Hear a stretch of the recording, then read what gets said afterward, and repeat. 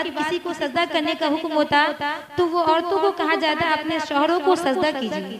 یعنی اگر اللہ کے بعد اگر حکم ہوتا تو فی الحال میں ابھی تو نہیں ہے، اس لیے آپ کو شوہر کی خدمت کرنا ہے. اور قرآن کریم کی آیت الرجال قوامون علی النساء کہ مرد کو عورتوں پر حاکم بنایا گیا ہے، اور مرد کی بہت اہمیت ہے. وہ عقل مند بھی زیادہ ہوتے ہیں، لیکن ہماری مائیں اور بہنیں سمجھتی ہیں کہ زیادہ عقل ہمارے پاس ہے، زیادہ سمجھ ہمارے پاس ہے. لیکن بات ایسی نہیں ہے. آپ سے زیادہ عقل مند وہ ہوتے ہیں، آپ سے زیادہ سمجھدار وہ ہوتے ہیں، اور زیادہ ٹارگٹ جو ہوتا ہے وہ عورتوں کے ساتھ ہوتا ہے. کیونکہ عورت ذہن کی کمزور ہوتی ہے اور تھوڑی سی خوشی میں ابل پڑتی ہیں، اور تھوڑی سی تکلیف میں رو رو کے اپنے آنکھ کو بھی برباد کرتی ہیں، اور نہ جانے کتنی شکایتیں کرتی پھرتی ہیں. مرد کے اندر تو ہمت ہوتا ہے، وہ برداشت کرتے ہیں، لیکن عورت نہیں کر پاتی، عورت کے اندر وہ نہیں ہوتا. تو اس لیے آپ تمام ماؤں سے یہ درخواست کروں گی کہ آپ کوئی بھی کام کریں تو اپنے شوہر سے اجازت لے کر کریں. شریعت نے کہا ہے کہ آپ بنا شوہر کی اجازت سے آپ گھر سے باہر بھی نہیں جاتی، جا نہیں سکتی آپ جب تک آپ کے شوہر اجازت نہ دے دیں. آپ اپنی ماں کے یہاں بھی نہیں جا سکتی. تو یہ بات کب پتہ چلے گا؟ جب آپ کے اندر علم آئے گا. اور علم کب آئے گا؟ جب آپ علم کے لیے آپ نکلیے گا، پڑھیے گا، سمجھیے گا، تب جا کے آپ کو علم آئے گا. پھر جا کے یہ شوہر بیوی والا لفڑا یا یہ لڑائی جھگڑے یا ساس بہو والے، ماں بیٹی والے، یہ جب ختم ہوں گے جب آپ کے پاس علم ہوگا. اس لیے آپ کو سب سے پہلے تو میں اس سے پہلے بھی بتائی ہوں کہ اپنے بچے کو دینی تعلیم پہ ابھاڑے، اور اپنے ہر گھر میں تمام بچے سے میں تمام ماؤں سے درخواست دوں گی اب تمام بچے کو دینی تعلیم دیں. اور بہت اچھا نظام چل رہا ہے، بہت اچھا مدرسہ آپ کے سامنے ہی ہے، تو آپ ضرور پڑھائیں. بچی بڑی بھی ہیں، خود ہمارے ادارے کی بات بتا رہی ہوں کہ وہاں جو یہ بچیاں آپ کو نظر آ رہی ہیں یہ بھی میٹرک کر کے انٹر کر کے عالمہ بن رہی ہیں، اور یہ بھی پڑھ ہی رہی ہیں. تو اس لیے پڑھنے کے لیے کوئی عمر محدود نہیں ہے، وہ پورے پردے میں پڑھیں گی. اور آپ کے گاؤں سماج کے آپ اپنے سامنے پڑھائیے گا، باخوبی اللہ تعالیٰ آپ کو ان کو پڑھانے کے بعد دیکھیے گا آپ کا گھر بھی بارانہ ہوگا. تو اس لیے اپنے بچے کو خوب دینی تعلیم دینا ہے. اور ابھی آپ کے سامنے جو تقریر کری تھی بہت ہی اہم تھا. کہا جاتا ہے کسی شاعر نے کیا خوب کہا، دل سے نکلی بات اثر رکھتی ہے، دل سے نکلی بات اثر رکھتی ہے، پر نہیں طاقت پرواز مگر رکھتی ہے.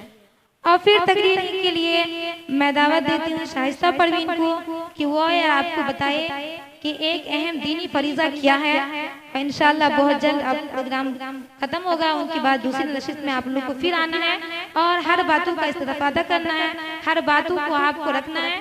سننے سے کچھ نہیں ہونے والا ہے، سننے سے زیادہ کیا کرنا ہے؟ عمل کرنا ہے.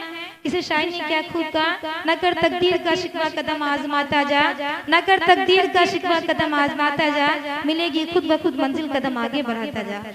محترمہ شائستہ پڑھیں. نصلي على رسول الكريم أما بعد فأعوذ بالله من الشيطان الرجيم بسم الله الرحمن الرحيم اتل ما أوحي إليك من الكتاب وأقم الصلاة. وہ ایک سجدہ جسے تو گراں سمجھتا ہے، وہ ایک سجدہ جسے تو گراں سمجھتا ہے، ہزار سجدوں سے دیتا ہے آدمی کو نجات. محترم حضرات، آج کے اس پروقار مجلس میں آپ حضرات کے سامنے نماز کے متعلق کچھ عرض کروں گی، جو عبادتوں میں سب سے اہم عبادت اور قرب خداوندی کا سب سے اہم ذریعہ ہے. اللہ تعالیٰ سے دعا ہے کہ اللہ تعالیٰ ہم سب کو سننے سے زیادہ عمل کرنے کی توفیق عطا فرمائے، آمین.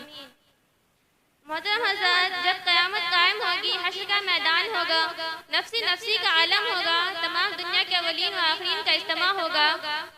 قرآن نے اس کا نقشہ عجیب انداز اور چھوٹے در سے کھینچا ہے.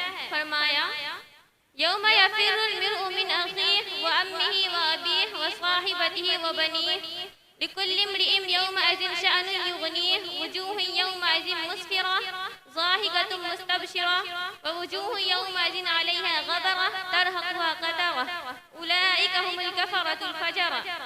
یعنی وہ دن ایسا ہوگا جس دن بھائی بھائی سے جدا ہوگا، بیٹی ماں سے نفرت کرے گی، شوہر اپنی بیوی سے الگ تھلگ ہوگا، بیوی اپنے شوہر سے کوسوں دور بھاگے گی. یعنی اس دن ہر انسان میں ایک شان بے نیازی ہوگی، ہر شخص بے چینی و گھبراہٹ کے عالم میں مبتلا ہوگا. حق جل مجدہ کی جانب سے ارشاد ہوگا کہ آج یہاں نہ تمہارے جائیداد کام آئیں گے، نہ تمہارے محلات تمہیں بچا سکیں گے، اور نہ تمہارے دوست و احباب کا جب غفیر آج تمہیں اس یوم الجزا سے بچا سکے گا. آج تو صرف اور صرف تمہارے اعمال ہی کام آئیں گے، تمہارے صدقات و روحانیت ہی تمہیں آج اس یوم الجزا سے بچا سکے گی۔ ارشاد ہوگا یہ گھڑی محشر کی ہے تو عرصہ محشر میں ہے، یہ گھڑی محشر کی ہے تو عرصہ محشر میں ہے، یاد کر غافل عمل گر گوئی دفتر میں ہے۔ محترم حضرات، ان تمام اعمال میں سب سے پہلے نماز کے لیے سوال کیا جائے گا، پوچھا جائے گا ہم نے تمہیں صحت و تندرستی عطا کی تھی، تم نے اسے نماز کے لیے استعمال کیا یا نہیں؟ یقیناً نماز ایک اہم ترین عبادت اور دین کا اہم ستون ہے۔ نبی کریم صلی اللہ علیہ وسلم نے ارشاد فرمایا کہ نماز دین کا ستون ہے، یعنی جس نے نماز کو قائم رکھا اس نے دین کو قائم رکھا، اور جو نماز سے بے پرواہ ہو گیا وہ دین سے بے پرواہ ہو گیا۔ گویا نماز کفر اور اسلام کے درمیان حد فاصل ہے۔ محترم بزرگوں اور دوستوں، آپ نماز کی اہمیت کا اندازہ اس بات سے بھی لگا سکتے ہیں کہ بیماری کی حالت میں بھی نماز معاف نہیں ہو سکتی۔ اگر کوئی شخص کھڑے ہو کر نماز ادا نہیں کر سکتا تو وہ بیٹھے بیٹھے ہی نماز ادا کرے، اور اگر کوئی شخص بیٹھ کر بھی نماز ادا نہیں کر سکتا تو وہ لیٹے لیٹے ہی نماز ادا کرے۔ نماز کسی بھی صورت میں معاف نہیں ہو سکتی۔ نبی کریم صلی اللہ علیہ وسلم نے ارشاد فرمایا من ترک الصلاۃ متعمدا فقد کفر، یعنی جس شخص نے جان بوجھ کر نماز چھوڑی اس نے کافروں والا عمل کیا۔ اس کا مطلب یہ ہے کہ اگر کوئی شخص جان بوجھ کر نماز چھوڑتا ہے تو وہ کفر اسلام کے درمیان کے آڑ کو ختم کر دیتا ہے۔ نماز ایک نور ہے، اس سے دل کو روشنی ملتی ہے، ٹھنڈک حاصل ہوتی ہے، سکون و اطمینان میسر ہوتا ہے۔ نبی کریم صلی اللہ علیہ وسلم نے ارشاد فرمایا قرۃ عینی فی الصلاۃ، یعنی میری آنکھوں کی ٹھنڈک نماز میں ہے۔ جب بھی کوئی گھبراہٹ کا موقع ہوتا یا کوئی مصیبت نازل ہوتی تو نبی کریم صلی اللہ علیہ وسلم فوراً مسجد کا رخ کر لیتے اور نماز میں مشغول ہو جاتے۔ اللہ تبارک و تعالیٰ نے قرآن کریم میں کئی جگہ ارشاد فرمایا اقیم الصلاۃ، یا یوں فرمایا کہ اقیم الصلاۃ۔ میں ساتھ ہی ساتھ آپ لوگوں کو ایک بات اور گزارش کر دوں جس سے آپ لوگوں کو معلوم ہوگا کہ اس کی اہمیت کس قدر ہے، اپنے فرض منصبی سے کس قدر دور ہیں۔ اللہ تبارک و تعالیٰ نے ارشاد فرمایا کہ اقیم الصلاۃ، یا یوں فرمایا کہ اقیم الصلاۃ، کہ نماز قائم کرو۔ اس کا مطلب یہ ہے کہ اگر کوئی شخص خود بخود تو نماز پڑھ لیتا ہے، پنج وقتہ اپنی پریشانی کو خدا کے دربار میں جھکا لیتا ہے، لیکن اپنے رشتہ داروں کو، اپنے بیوی بچوں کو، اپنے ماتحتوں کو، عزیز و قربا کو نماز کے قائم کرنے کا حکم نہیں دیتا تو یاد رکھیں کہ وہ نماز کے قائم کرنے والا نہیں۔ اس لیے جہاں ہمارے لیے یہ ضروری ہے کہ نماز پڑھیں، وہی ہمارے لیے یہ بھی ضروری ہے کہ اپنے رشتہ داروں کو، اپنے بیوی بچوں کو، اپنے دوستوں کو، عزیز و قربا کو نماز کے قائم کرنے کا حکم دے۔ ہم اس سے کس قدر دور ہے، اپنے فرض منصب سے کتنی دور ہیں۔ آج ہم جہاں ذکر و اشکار کی محفلوں میں بیٹھتے ہیں وہی ہمارے ماتحت، ہماری مائیں بہنیں چغلی غیبت ان جیسی بیکار قسم کی باتوں میں مشغول رہتی ہیں۔ ہم انہیں منع ہی نہیں کر سکتے کیونکہ ہمیں ان کی آخرت کا فکر لاحق نہیں ہوتا۔ آج ہمارے پورے معاشرے اور سوسائٹی کا یہی حال ہے۔ اللہ تبارک و تعالیٰ ان سے ہماری حفاظت فرمائے۔ محترم حضرات، ہماری اس دنیا میں آنے کا مقصد یہ ہے کہ ہم یہاں اچھے اعمال کریں، خدا کے حضور فرو ہو جائیں، فحش اور بری باتوں کا ہم سے خاتمہ ہو جائے، اور یہ تبھی ہوگا جب ہم نمازوں کا اہتمام رکھیں گے اور خدا سے لو لگائیں گے۔ اللہ تبارک تعالیٰ نے ارشاد فرمایا ان الصلاۃ تنہی عن الفحشاء والمنکر، کہ بے شک نماز فحش اور بری باتوں سے روکتی ہے۔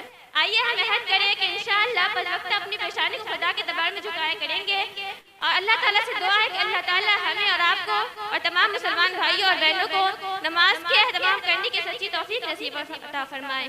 آمین۔ وآخر دعوانا ان الحمدللہ رب العالمین۔ اچھی لگی تو حسنین اردو میڈیا کو لائک کریں، کمنٹ کریں، شیئر کریں اور سبسکرائب کرنا بالکل نہ بھولیں۔